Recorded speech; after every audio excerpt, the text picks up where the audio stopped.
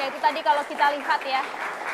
Itu tadi kalau kita lihat bagaimana kemudian setiap lagu dinyanyikan pada saat dari era ke era peringatan kemerdekaan Republik Indonesia dari tahun ke tahun. Saya mau minta komentar dari Bang Said Didu. Ada yang beda tidak dengan tahun ini, Bang? Ya kebetulan saya juga puluhan tahun hadir di istana, jadi paham dinamikanya. Tapi terus terang pada saat saya dihubungi TV One untuk membahas ini, sebenarnya ini substansi paling berat. Karena ini membahas selera. Tidak ada tolok ukur benar tidaknya. Jadi tidak bisa didialogkan karena selera berbeda-beda. Nah yang perlu dihindari adalah jangan sampai negara ini diatur dengan selera, itu saja yang paling penting. Jangan sampai diatur dengan selera karena sangat berbahaya. Nanti presiden berikutnya seleranya lain akan berubah lagi. Nah menurut saya harus ada batasan-batasan yang namanya acara kenegaraan, ada aturan kenegaraannya. Jangan hindari banyak sekali selera pribadi masuk. Itu saya pikir ke depannya. Supaya siapa tahu Mas Nusron nanti jadi presiden, seleranya lain berubah lagi gitu kan.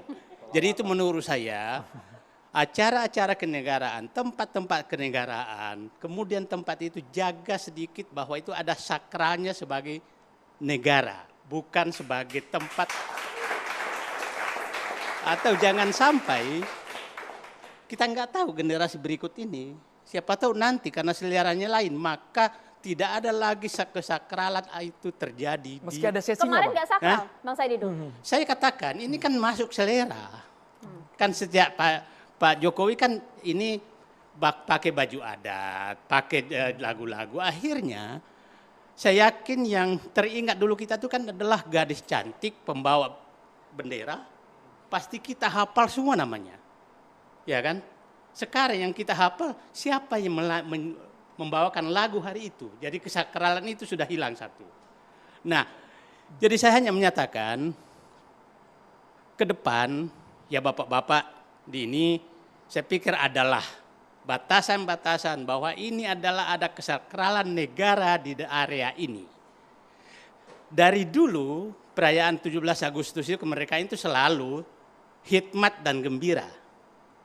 Mulai dari istana sampai RT upacaranya. Setelah itu bergembiralah kita di tempat lain, panjat pinang, pukul bantal, masukin pensil ke botol, tangkap belut, dan lain-lain. Macam-macam variasinya. Tapi jangan sampai suatu saat karena hobinya saya di main belut, saya dekat dengan presiden, maka main belut pun aku masukkan ke dalam istana gitu loh. Karena selera. Nggak gitu juga dong Bang Said ya. Nah, saya tidak menyalahkan bahwa, karena saya bilang ini dialog tidak ada gunanya karena membahas selera. Bang Said, sebentar. Kalau selera itu tidak menyakiti seseorang, selera itu mengajak semuanya berbahagia, apakah masih bisa ditolerir? Saya katakan cara itu jaga kesakralan. Kebetulan begini, bapak saya itu perintis kemerdekaan. Saya nggak tahu arwahnya senang nggak ngelihat itu kesakralan dia perjuangkan itu diubah-ubah sesuai dengan selera pemimpin. Kita harus ingat mereka, para pahlawan-pahlawan itu. Bahwa kita menghormati mereka, kau memperjuangkan kemerdekaan, ku hargai, bukan seleraku yang masuk ke dalam sebagai pemimpin. Itu yang paling penting buat saya dialog malam ini. Yang lain sih nggak terlalu penting saya. Tapi kesakralan dari awal kemudian hingga pengibaran bendera selesai masih terjaga di sana, Bang Said Didu. Jangan dicampur, kalau perlu kan ada resepsi malamnya. Tidak ada resepsi, bisakah dipindahkan itu sehingga kita menghormati, saya ulangi lagi, saya sangat takut kalau negara ini dipimpin, dikelola dengan selera pemimpin. Itu paling saya takut. Karena selera bisa berubah-ubah. Dan kalau selera itu berubah, maka negara ini tidak punya patokan apapun ke depan. Saya belum pernah, mungkin saya kurang gaul kali ya, belum pernah melihat perayaan ulang tahun kemerdekaan negara lain seperti Indonesia. Digabungkan hikmatnya dengan pestanya. Biasanya dilakukan secara terpisah. Tapi saya ulangi lagi, ini seleranya Presiden Jokowi, jadi saya nggak bisa bahas. Dan selera tidak personal, diatur. Bang. Oh, kan tadi dari awal saya udah bilang, bedakan dua acara itu. Acara kenegaraan itu ada SOP-nya. Dan itu dari zaman dulu sampai sekarang nggak ada yang berubah. kehikmatan, kesakralan, tata cara, tata laksana, semua sama. Tidak ada yang berubah, tidak ada selera di sana. Karena negara sudah punya aturannya. Yang kemudian membedakan adalah apa yang terjadi setelah acara yang sakral itu. Itu kan pilihan. Itu bukan satu rangkaian ya Bang? Oh tidak dong. Loh, itu kata Kan Bapak satu rangkaian, tidak satu rangkaian. Kata ya kan saya satu rangkaian. Bapak kan udah tadi ngomong. Satu, dan enggak, Bapak udah berkali-kali ngomong. Dan Loh, semua ini kan orang karena saya ngomong, diundang, Bapak. Iya, bukan saya motong Bapak. Saya kan diundang ngomong, bukan motong Saya Bapak. juga diundang ngomong. Iya. Tapi Gantian. jangan dia nanya ke saya, Pak. Satu rangkaian, tapi Oke, kata singkat, Bang singkat. Saidilu Saya tidak. katakan bukan satu Bagi saya satu itu rangkaian. tidak satu rangkaian. Karena upacara kenegaraan itu kan ada SOP-nya. Oke. Kalau Anda punya undangannya sampai penutupan itu sudah dilalui. Sekarang kan pilihannya. Ya. Tadi saya sudah katakan rakyat itu datang dari mana-mana dari seluruh Indonesia. Nggak punya kemewahan nih anak-anak nunggu sampai malam, selesai penurunan bendera lalu resepsi.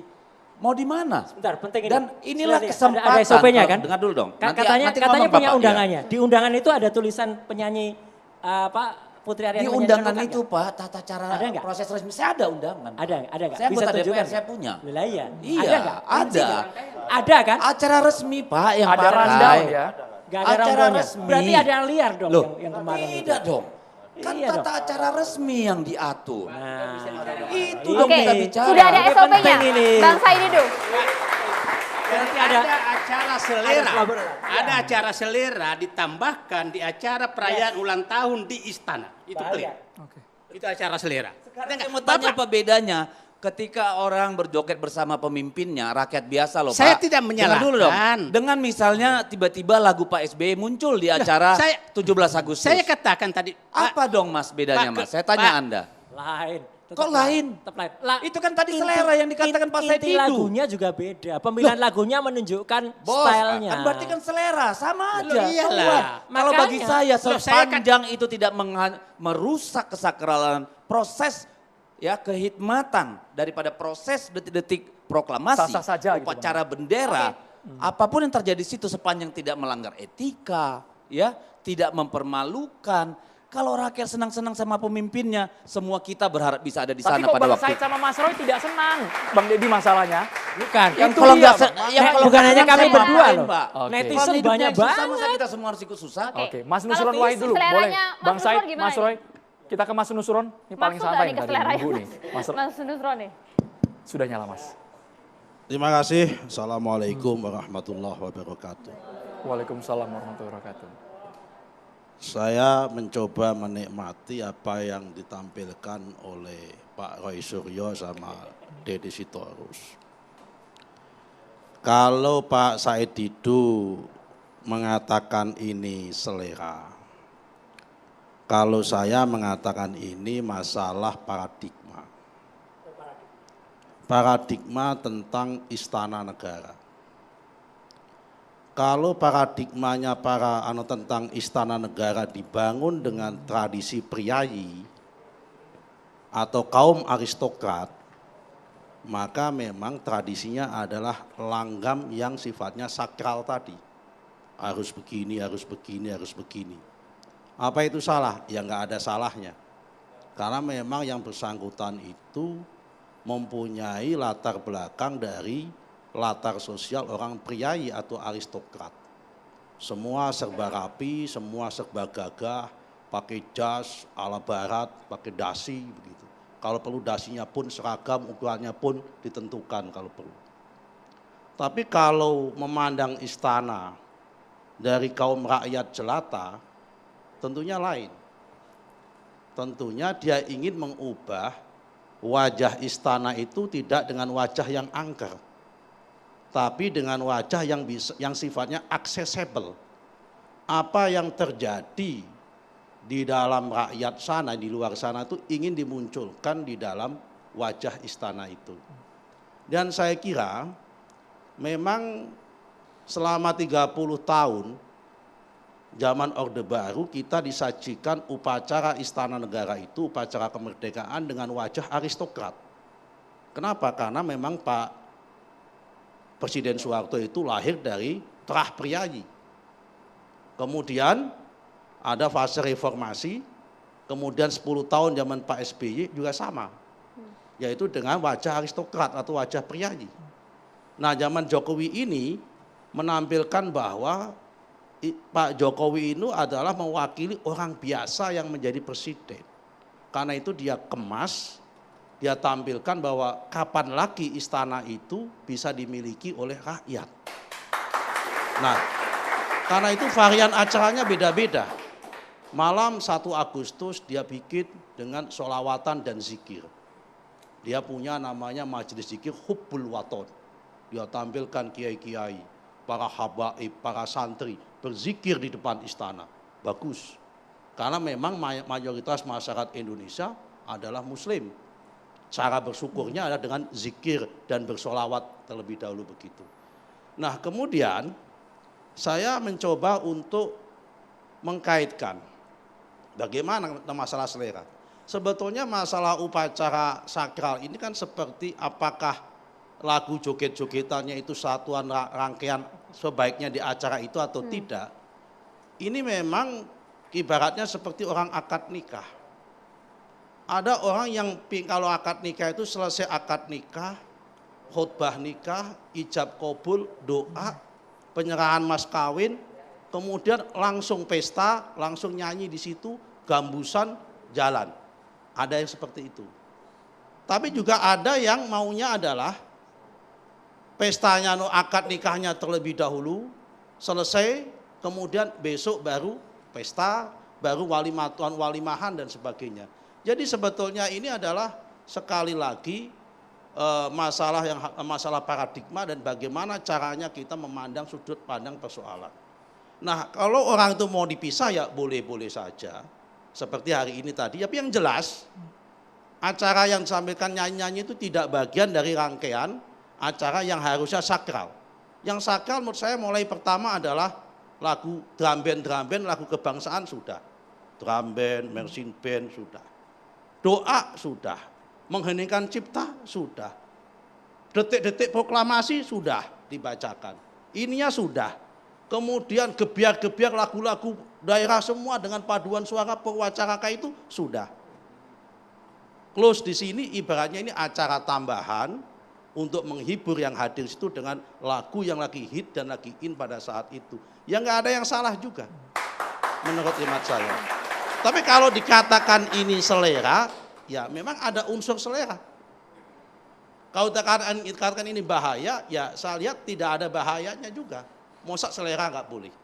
Karena memang rasa bergembira itu adalah berbeda-beda orang cara untuk mengekspresikan untuk cara bergembira. Apalagi ini adalah bergembira dalam rangka 78 tahun kemerdekaan Indonesia yang memang kita wajib gembira, kita wajib bersyukur.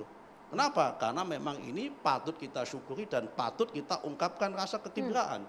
Karena ini adalah rahmat Allah. Merdeka itu rahmat Tuhan. 78 tahun itu juga rahmat Tuhan. Dan perintah Tuhan, kalau kita ada datang rahmat Tuhan, datang rahmat Allah, datang kenikmatan, kita memang harus bergembira. Qul bifadlillahi wa birahmatihi wa bidzalika falyafrahu. Memang itu perintahnya untuk bergembira. Nah, ekspresi kegembiraannya dan kapan kegembiraannya itu memang debatable dan orang boleh-boleh saja untuk menafsirkan dengan berbagai pandangan yang ada. Tapi saya agak keberatan jujur aja dengan pandangannya Pak Roy Suryo yang menerjemahkan joget-joget kemudian diidentikan dengan ketika ya tanda petik joget-joget lagunya Gerwani waktu genjang-genjang itu terlalu jauh. Lagu jogetnya Gerwani itu penuh dengan satir dan ngecek. Tapi kalau jogetnya ini joget-joget gembira saya lihat. Dan masih dalam konteks batas-batas kewajaran, nggak sampai pada pinggulnya bergoyang-goyang, saya lihat juga nggak sampai seperti itu. Jadi masih dalam batas-batas kewajaran. Ya kan masih pada batas-batas kewajaran. Kalau kita putar-putar kan kita lihat masih batas-batas kewajaran. Tetapi saya menghargai. Kalau ini dikatakan selera, memang ada unsur seleranya. Kami nggak menutup ada unsur selera. Bang Said singkat saja menjawab soal selera itu. Tidak ada yang salah, Bang. Saya katakan, makanya saya bilang Ini debat sesuatu yang tidak perlu diperdebatkan. Karena memperdebatkan selera tuh nggak ada ruang kebenarannya. Dan saya nggak biasa berdebat dengan selera. Tapi selera dalam momen ini? Bukan. Makanya saya katakan, dalam mengatur kenegaraan sebaiknya ada ruang dan tempat yang dibatasi seminimum mungkin selera. Itu kan saya harapkan gitu loh. Bukan menyatakan benar tidak. Saya kasih contoh beginilah. Betapa bahayanya pemimpin kalau bergerak dengan selera tanpa aturan yang ditata negara. Contoh begini. Mohon maaf Pak, contoh umpamanya. BIN dulu pada saat COVID meneliti vaksin COVID. Kan itu selera. Itu bahaya sekali kan, dari luar ke fungsinya sama sekali. Di negara nggak boleh seperti itu. Contoh lagi, Kementerian Pertahanan bikin food estate, padahal ada Kementerian Pertanian. Ini kan selera juga. Nah, itu saya bilang jangan sampai mengakomodir selera dalam memimpin negara, maka bisa kacau negara itu. Itu loh maksud saya. Bagian dari ketahanan pangan. Kalau misalnya berbicara mengenai selera, Bagian nampaknya dari ketahanan pangan kan, food security. nampaknya kalau ngomong soal selera, para seniman juga harus berbicara. Tapi usai jeda, sesaat lagi tetap bersama kami di Catatan Demokrasi.